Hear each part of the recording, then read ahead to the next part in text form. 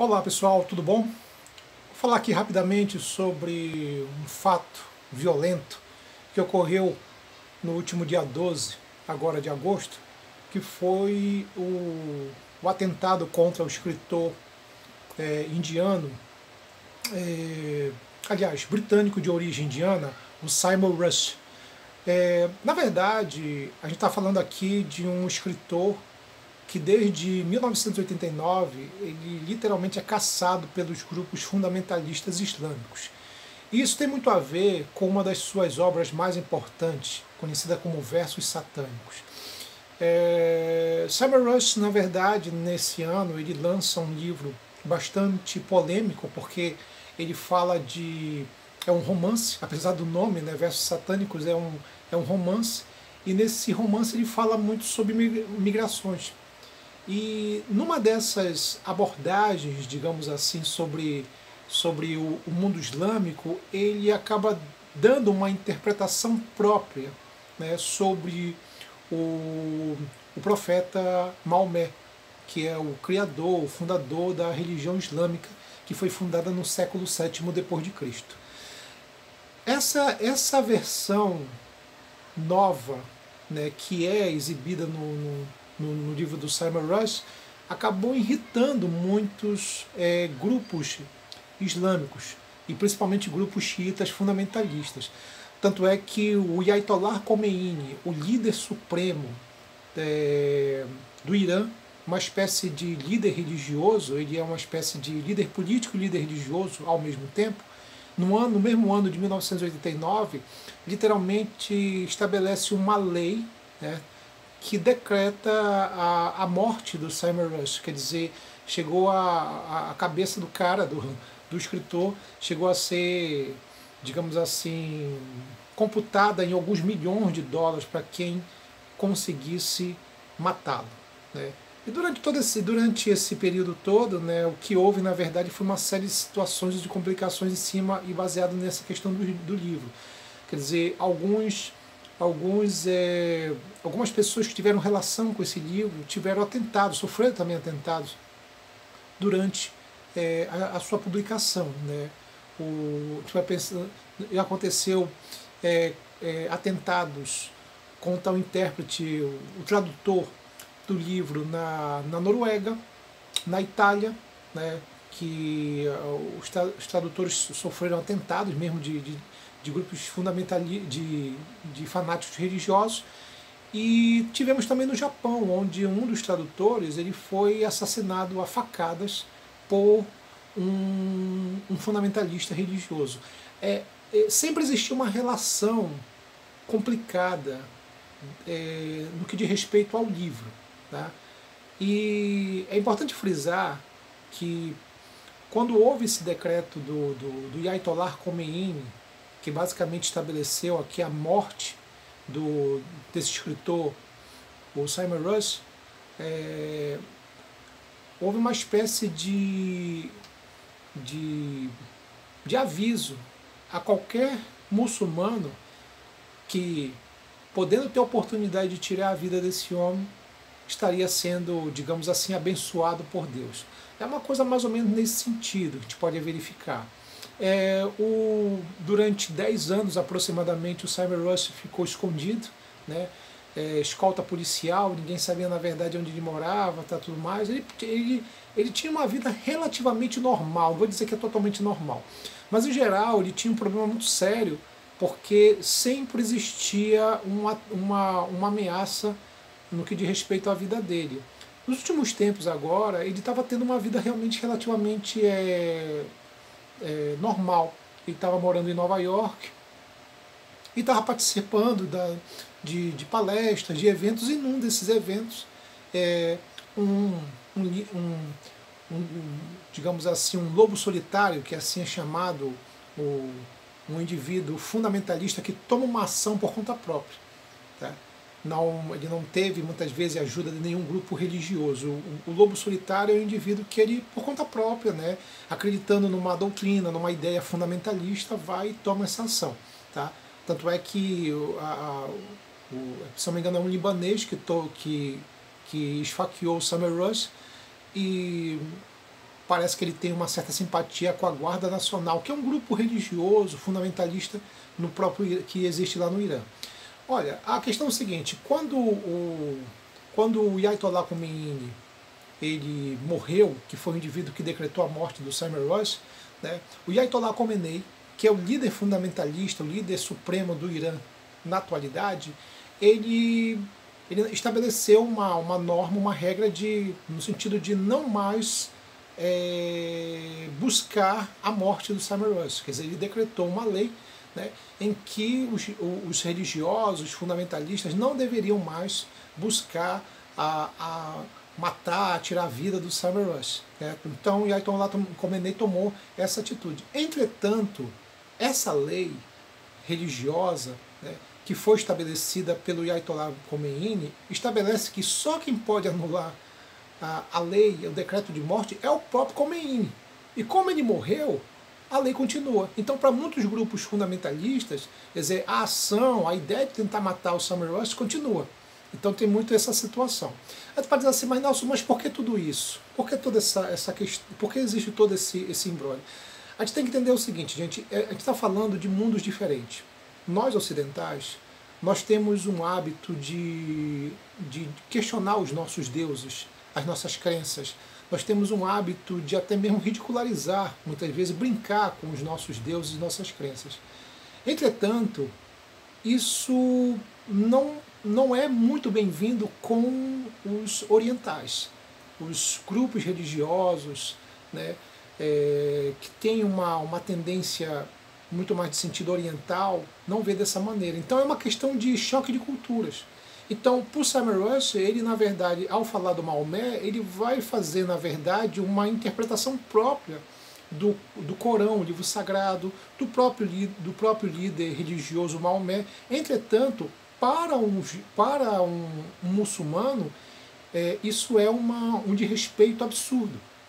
Nós, ocidentais, nós brincamos, nós nos divertimos com a própria imagem, por exemplo, da religião, e nós brincamos com nossos próprios deuses. Isso é uma coisa muito comum dentro dos ocidentais. Mas entre os orientais, entre os muçulmanos, isso não é assim, certo? Eles levam muito a sério. Então, para a ação que o Salman Rushdie fez ao estabelecer uma própria versão dele no que diz respeito ao Corão, ao Maomé, realmente foi algo visto como um desrespeito muito grande. Então aí você tem um choque de culturas. E a gente tem que também entender uma coisa, esses grupos fundamentalistas, eles não aceitam, por exemplo, interpretações novas de coisa alguma. Eles são grupos, na verdade, que buscam parte de uma ideia de uma reação à globalização, à difusão cultural. Então qualquer coisa vista como novo, como diferente, pode ser interpretado pelos grupos fundamentalistas como uma ameaça. Isso tem muito a ver, principalmente nos últimos tempos, com o processo de globalização.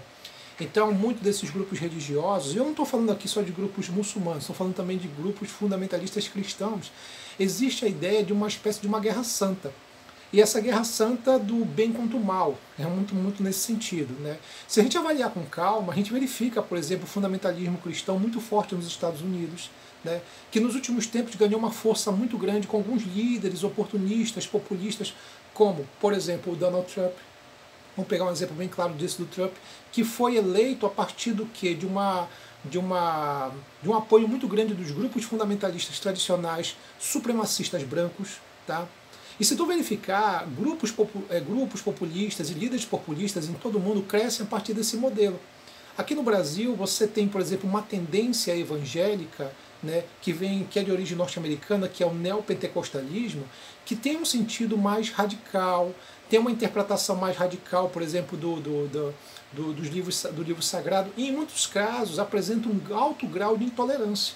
Tanto é que tu verifica, principalmente em alguns estados aqui no Brasil, em algumas comunidades, em algumas favelas, a reação de grupos evangélicos fundamentalistas que invadem terreiros de umbanda, de candomblé, sabe, quebrando tudo que vem pela frente, demonizando principalmente as religiões afro-brasileiras. Quer dizer, o que é isso? Isso é um fundamentalismo. Isso são grupos fundamentalistas que usam a ideia da intolerância. Então não pense que fundamentalismo é uma coisa só dos muçulmanos. E aí vamos entender também uma coisa. Os muçulmanos, apenas um pequeno grupo é fundamentalista. Boa parte dos muçulmanos partem de uma ideia, de um princípio do que é de tolerância, de paz, de amor, fraternidade, já que o islamismo é uma religião tão tolerante quanto o cristianismo. Entretanto, você vai encontrar grupos ali que vão ter interpretações variadas e até radicais. Então, o cristianismo aqui no Brasil, você tem alguns grupos evangélicos, infelizmente, que usam muito esse discurso radical, violento, autoritário. E existe hoje um fenômeno muito dessa coisa da militarização dos religiosos. Pode ver, tu tem em algumas igrejas essa coisa do soldado de Cristo, né? Marcha para Jesus, né? A ideia de palavras de ordens ligado muito a uma militância religiosa, radical, violenta. Então tu percebe uma tendência de grupos religiosos fundamentalistas, alguns de tendência evangélica, como existe nos Estados Unidos e também protestante, que usam uma ideia mais de caráter militarista, autoritária, intolerante, até com uma proposta até fascista, porque acaba apoiando políticos com a mesma tendência também. Tá? Então tu vai perceber, na verdade, que isso é um fenômeno que não é exclusivo dos muçulmanos, isso não é uma coisa localizada, é um momento de tensão que existe hoje em diversas partes do mundo, e a gente tem que entender, como diz o sociólogo Manuel Castelli, que isso, na verdade, não é uma ação desses grupos, é uma reação.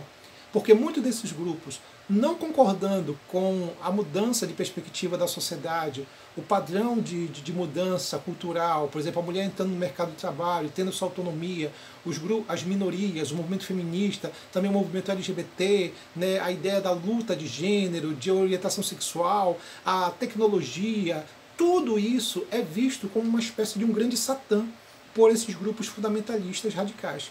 Então eles acreditam que estão o quê? Não numa ação, mas sim numa reação a todo esse modelo, a todo esse processo. Porque vamos entender uma coisa, nem todo mundo leva de boa essas mudanças, essas transformações sociais. E vamos entender que os grupos fundamentalistas, eles são assim porque eles tentam resgatar valores de 2.000 anos atrás, de 3.000 anos atrás, do tempo de Cristo, 2.000 anos atrás, e tentam trazer isso para a realidade, como se isso fosse possível. Então você verifica uma tendência cada vez maior desses grupos radicais, tanto de grupos islâmicos, né? E aí você tem um caso do atentado do Salman Rushdie, como também tu tem um caso de fundamentalismos cristãos dentro de uma tendência muito mais de caráter evangélica, né? Neopentecostal, que tem um sentido realmente muito violento, muito autoritário, muito intolerante, e que esses grupos eles têm a sua origem nos Estados Unidos e acabaram espalhando essas ideias para outros países, e aqui no Brasil não é muito diferente. Então a gente tem que entender que isso é uma tendência, é um modelo, né, que acontece, e ela tem muito a ver com uma reação ao modelo moderno, capitalista, globalizado, multicultural. Então, nesse sentido, quando você tem esses choques de ideias, isso provoca uma reação. Então, quando você tem um escritor como Salman Rushdie, que na verdade usa uma interpretação própria sobre o Corão, sobre o livro sagrado muçulmano e também sobre o próprio profeta Maomé, né? Isso é um processo normal dentro de uma sociedade ocidental que interpreta e faz os questionamentos sobre grupos e modelos religiosos. Só que muitos grupos fundamentalistas, muitos grupos religiosos não aceitam isso. Então o que você tem, na verdade, é um modelo que não tem a ver com uma ação, mas uma reação, segundo o Stuart Hall, segundo Manuel Castelli, que partem dessa ideia, né, dessa ascensão nos últimos anos, nas últimas décadas, de grupos fundamentalistas. Então a gente está torcendo muito para que o Salman Rushdie saia dessa. Ele realmente ficou muito ferido, pode perder um olho por causa do atentado, né? Mas felizmente ele conseguiu sobreviver, né? Mas isso é um pouco triste, porque a gente percebe que realmente há um paradoxo. Em uma sociedade extremamente moderna, com as pessoas com uma cabeça mais atenada, né, com uma cabeça, digamos assim, mais livre. Ao mesmo tempo a gente vê, por exemplo, a ascensão de indivíduos com uma cabeça bem tacanha, bem fechada, bem reduzida, né, e com uma visão muito, mas muito conservadora, né, chegando a um reacionarismo exagerado, absurdo, que leva à violência. E isso realmente é preocupante. Mas é um momento que a gente está vivendo, a gente tem que saber lidar com tudo isso, com esses grupos fundamentalistas que são de diversas tendências. Tá bom? É isso, pessoal. A gente fica hoje por aqui. Obrigado pela atenção. Tenha um bom dia, uma boa tarde, uma boa noite e se inscreva, por favor, no meu canal. Tá bom? Um abraço. Dê o seu like e aperte o sininho. Tchau, tchau, gente. Um abraço.